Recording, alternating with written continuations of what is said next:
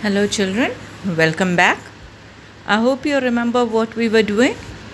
In the previous class, we were doing the chapter We Are Not Afraid to Die If We Can All Be Together by Gordon Cook. I hope you remember it. Yeah, I know you do. Till now, we have seen that Gordon Cook and his crew are in a pathetic condition. The ship has been badly damaged due to the attack of the waves, and Gordon Cook had almost lost all his hopes. That is when his son, remember, two children, John and Sue or Suzanne. John said that he is not afraid to die if they all are together. His daughter Sue came in with a card in her hand and said that she wanted to thank her parents for being such good parents and taking care of them. And she also added that they all should hope for the best. At this, Gordon's heart was filled with new hope and aspiration.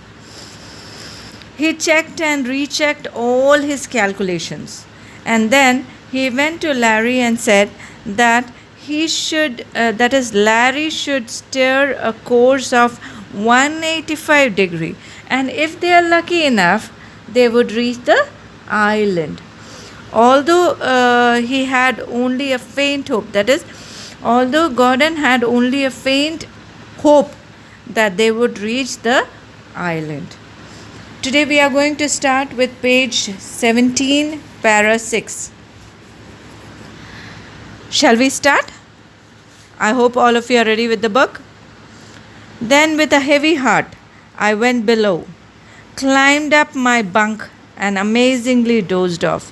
So, heavy heart means heart filled with all kinds of confusion, tension, worries, with depression. So, heavy heart. So, his heart was heavy and he went down. Down means into his cabin. He went up to his bunk bed. He climbed over it and dozed off. Dozed off means he slept. When I woke, it was 6 p.m. and growing dark. I knew we must have missed the island, and with the sail we had left, we couldn't hope to beat back into the westerly winds. So, remember, he had told Larry if he steers the boat at a course of 185 degree, by 5 o'clock they would reach the island. That's what his calculation was saying. But now, when Gordon Cook woke up, it was 6 p.m. So now he knew it was growing dark, means it was becoming night time. And he knew that they might have missed the island because 1 hour extra they had traveled. And due to the ship and the wind, they might have missed the island. And they cannot think about going back into the westerly winds because going against the course of the wind, that would be very difficult. At that moment, a tousled head appeared by my bunk. "Can I have a hug?" Jonathan asked. Sue was right behind him. Tousled head means untidy, not combed properly, not kept properly. Okay. So at that moment, the untidy head appeared near his bed. And who was that? It was Jonathan. And what did he say? "Dad, can I have a hug?" Okay, मैं क्या आपके गले लग सकता हूँ? This is what he said. And Suzanne was just behind him. Why am I getting a hug now? I asked. "Because you are the best daddy in the whole world and the best captain," my son replied. So when Gordon Cook asked him, why are you hugging me? What is the reason? So Jonathan said, what did he say? "Because you are the best daddy in the whole world, and apart from that, you are the best captain too." "Not today, John, I'm afraid," And remember, he has almost lost all his hopes, and he feels that as it's 6 o'clock, they might have missed the island.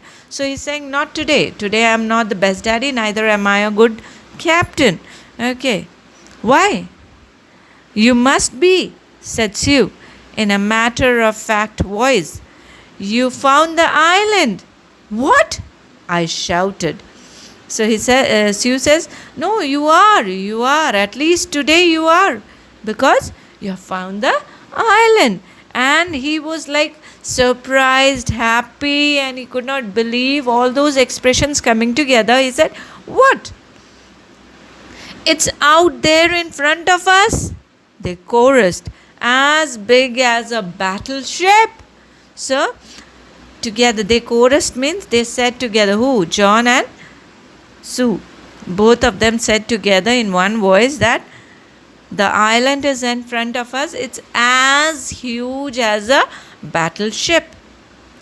I rushed on deck and gazed with relief at the stark outline of Isle Amsterdam. So, he ran towards the deck, top portion of the ship, and he started gazing. That is, he started looking, staring at the outline of the island which he wanted to reach. That is Isle Amsterdam. It was only a bleak piece of volcanic rock with little vegetation. The most beautiful island in the world. So, it was just a small greyish colored volcanic rock. The rock that is made out of the lava of volcano. Okay, volcanic rock.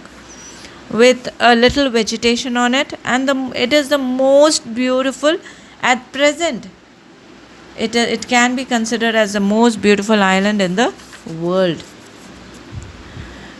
We anchored offshore for the night, and the next morning all 28 inhabitants of the island cheered as they helped us ashore.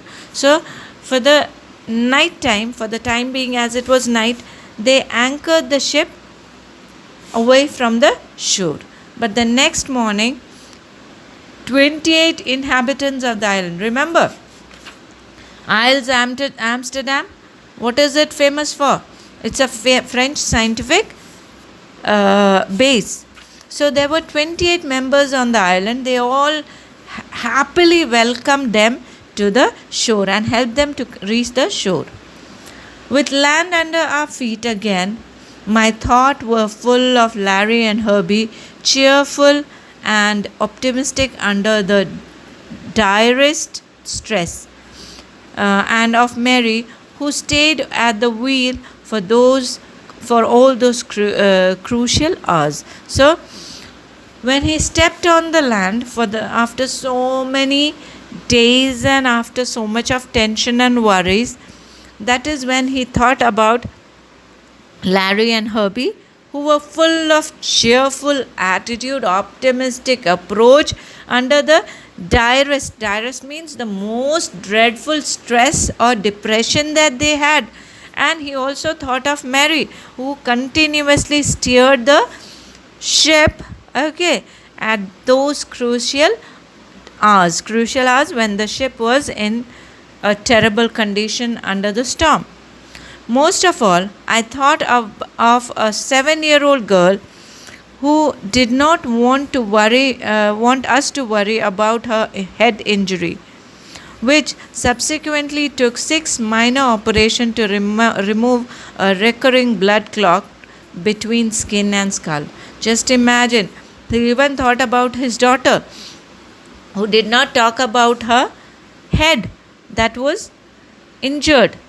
And afterwards, when they reached the land, it took around 6 minor operations to take out the clotted blood that was there between the skin and the skull. Just imagine how painful it might have been.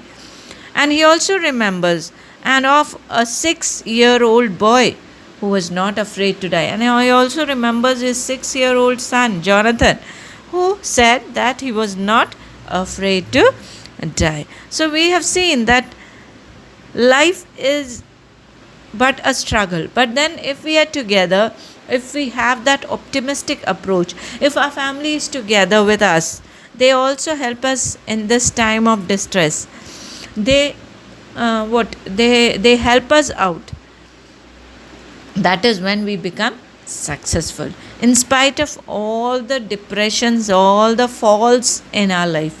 If our family is together, it is with us, we can never fall down in our life. And that is the family bonding, and that is where life starts. And actually, in the present Serena, okay, in the present scenario, family bonding is becoming very it's something that is disappearing even in Indian context. People are becoming very, very materialistic. Even small children, okay, they forget loving their parents, they forget that bond in the family. Everything is forgotten once and for all. But we forget that this is the family that supported us throughout our life and would support us. So, children, today we'll stop at this. Tomorrow or in the next class, we'll discuss the important question and then move forward. Thank you. Have a great day. Thank you, children.